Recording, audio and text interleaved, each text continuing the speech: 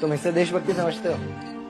तो फिर क्या है देशभक्ति? अगर तुम्हारी देशभक्ति समाज को सुधारने में, गरीबों को अच्छी शिक्षा या बराबर का हक नहीं दिलाती तो कोई काम की नहीं है तुम्हारी देशभक्ति। अगर हमारे बीच में आज भगत सिंह और अशफाकुल्लाह जैसे लोग होते तो वाकई हमसे सवाल करते, क्या ये वही भारत है जिसको हमने अपनी जानों की आहुति देकर आज़ाद कराया था? और आप भी इस वीडियो को जरूर देखें, आपके अंदर भी वो कॉन्फिडेंस जगे जो हर देशवासियों के अंदर होना चाहिए। इस वीडियो को देखने के बाद आपका कॉन्फिडेंस यहाँ से यहाँ पहुँच जाएगा। देखिए वीडियो।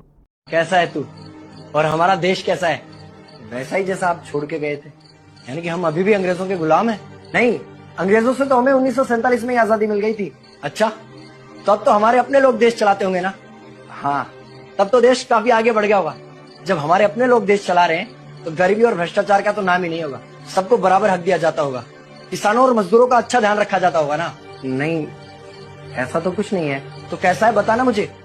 कैसे हमारे अपने नेता, हमारे आजाद भारत के नेता, 100 साल हो गए मुझे गए हुए, बताना। हमारे अपने नेता वो तो अपनी जेबें भरने में लगे हुए हैं। आने वाली 7 पीढ़ियों को नहीं बल्कि 700 पीढ़ियों को ना कमा कर खाना पड़े उस चीज के इंतजाम में लगे हुए हैं। तो तुम लोग क्या कर रहे हो और हमारे देश का युवा क्या कर रहा है?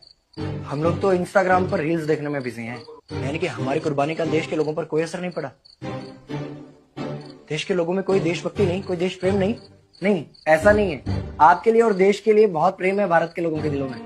हर 15 अगस्त और 26 जनवरी को तिरंगा फहराते हैं, पूरे जोश के साथ भारत माता की जय बोलते हैं और आपकी डीपी भी लगाते हैं। और भारत और पाकिस्तान के क्रिकेट मैच के दौरान तो हमारी देशभक्ति पीक पर होती है। तुम इसे देशभक्ति समझते हो? तो फिर क्या है देशभक्ति? अगर तुम्हारी देशभक्ति समाज को सुधारने में, गरीबों को अच्छी शिक्षा या बराबर का हक नहीं दिलाती तो कोई काम की नहीं है तुम्हारी देशभक्ति। भ्रष्ट नेताओं और सरकार के खिलाफ आवाज उठाओ, लोगों को एकजुट करो। लेकिन अगर हमने सरकार के खिलाफ आवाज उठाई या नेताओं से सवाल पूछे तो हमें एंटी नेशनलिस्ट कहा जाएगा या हमें गद्दार करार दे दिया जाएगा। तो डरता है? 23 साल का था मैं जब अंग्रेजों ने मुझे फांसी पर चढ़ा दिया। मुझे तो आतंकवादी कहा गया था। अगर अब नहीं जागे तो ये देश सोता रहेगा। ये सरकारें, ये नेता देश को बेच खाएंगे। इस भ्रष्ट सरकारी तंत्र से लड़ो। देश को क्रांति की जरूरत है।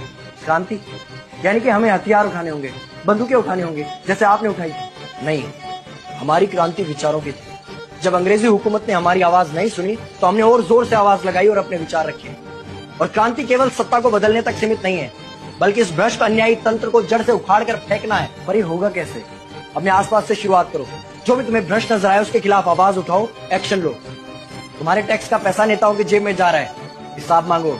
अपने वोट का सही इस्तेमाल करो, लोगों को जागरूक करो और इस देश को आजाद करवाओ। इंकलाब जिंदाबाद, इंकलाब जिंदाबाद।